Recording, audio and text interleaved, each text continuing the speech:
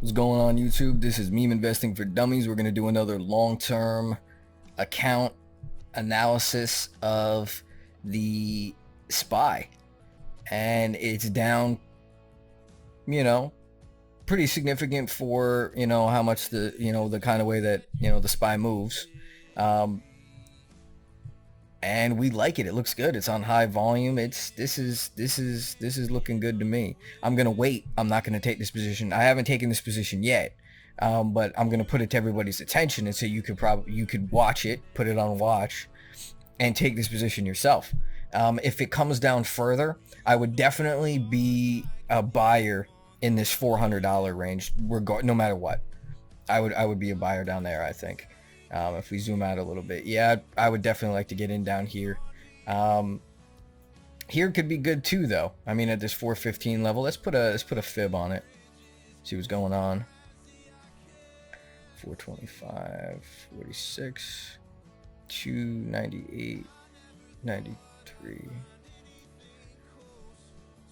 So it's got a ways down. It could actually come down to this 400 level.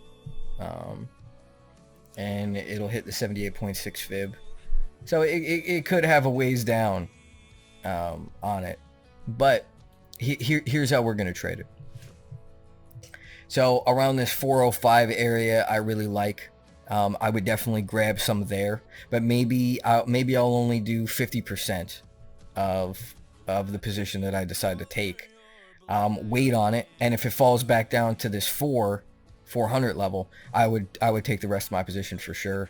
And these are going to be options contracts, but they're going to be further out options contracts. I'm not going to do anything real close up. I mean, we'll see how long it takes for this to happen, on exactly which contract I'm going to buy. But just say it happened today, right? If it happened today,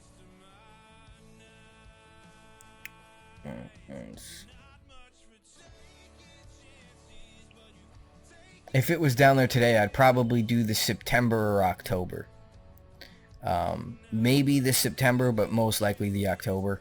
I mean, I'd really have to think about it and look, at the prices and whatever, and the volume that's coming in and everything.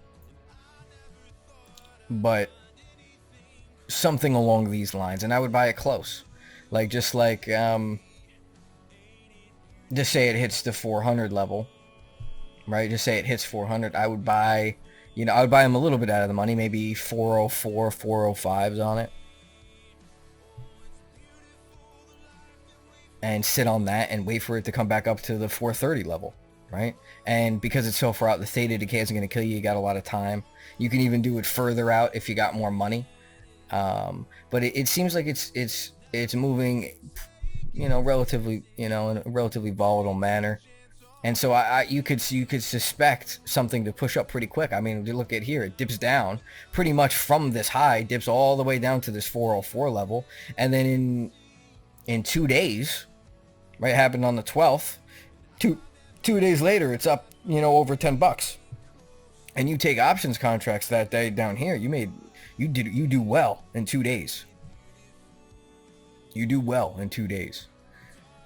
With something like that. And so yeah, what I would do is just say this is going to be the bottom, and there's some consolidation here and here. There's some trading action going on at these levels, right? This could be, a bottom or close to a bottom. And what I would wait for it, I wait for it to consolidate for a period, and then wait for it to push up, right? Once you have the first day that makes a new high, watch that day, wait for it to pull to VWAP, take your position when it's at VWAP. And the sell point, I would probably get rid of 50% right at the end of this gap fill. So right at this 419 level. I'm pretty sure it was Renaissance Capital. You guys can Google it if you want to know more about it. But this is with a lot of data. 90% of these gaps on the daily charts are filled. So once this gap happens, this stock's gonna fill this gap, and because this is the S&P 500, it's gonna fill it. That's just, I mean, we can't talk in definites because this is the market, but it's gonna fill here. This is a really good bet to make. And so once they, if this is the bottom or it's pretty close, wait for that first candle to make a new high, wait for it to start to turn, wait for volume to come in, wait for the market to, everything in the market looks good as well. You know, there's not like anything terrible fear mongering running on CNBC or anything like that. You got to make sure none of that shit's happening. And if none of that shit's fucking happening, then you can come in and smack a fucking home run here and just wait for this gap fill to happen, right? But what we would really like to see is another gap down, right? And getting somewhere down here at this 405 level, or maybe even the 400s. 400s might be a little rough. If it falls all the way down to 400, it might take a little bit longer for this to pop. You know, I don't know. I would hope that it would stop a little bit higher, like maybe in the 410s or the 408s, and not even make it to 405. That would be like the very bullish outcome of this. And if it stops here, it's even more bullish. But that's what I would wait for it to do. Wait for it when it's falling like this. Wait for it to, you know, don't try to catch a falling stone. Wait for it to hit the ground first, and then you pick it up. And so we're going to wait for it to hit ground, hit a bottom, find some support, consolidate a little bit.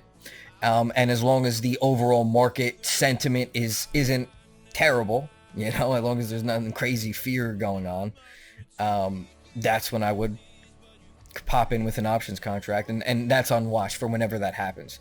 You know, it's not going to be Monday, but it could very well be sometime next week. Like Monday, just say it pops up here and it stops at like this 416 level, and then we have Tuesday, it's coming up past 416. I'll probably hop in with a contract and just have my stop at the bottom of the candle Monday. So the low on Monday would be where I would hop out just in case it wants to go another leg down. And so that would be my stop. And yeah, and just wait for that gap fill to happen. Take off a majority position for the gap fill. See what it wants to do. If it wants to turn around, wait for VWAP, you know, on that day, and then you could take more. You know, I'll talk about exactly what I do, and we'll see how trading looks. We'll see how the market looks on what I decide. See what other opportunities are around that day.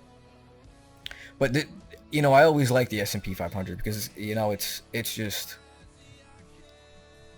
if you know, Warren Buffett always says it, but it's true. If you believe in America, and you believe that America is gonna, you know, the GDP is going to increase, that our economy is going to expand, that the industry is going to be, a lot of industry is going to be centered here.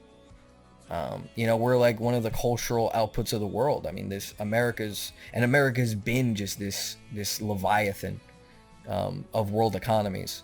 And so if you believe in America's future, you know, whether or not you like the current president or the current politics, I'm not talking about tomorrow. I'm talking about 20 years, 30 years, 40 years down the future. And I think that our Constitution and the way that our government's set up it promotes that possibility. You know, places like China don't necessarily do that, in my opinion. Other people disagree. But I don't think that the communists don't have a great track record, and I don't think they're going to in the future either. So if you believe in America, the SPY's a good shot, and I think a lot of other people do. And the options contracts are thick. So this is the move on the SPY. All right, thanks for watching. Again, this is Meme Investing for Dummies. Here our buses are short, but our positions are long. Thank you. Thanks for watching. Like, comment, subscribe, do whatever you got to do. Leave a comment if you hate it. Thank you. Peace.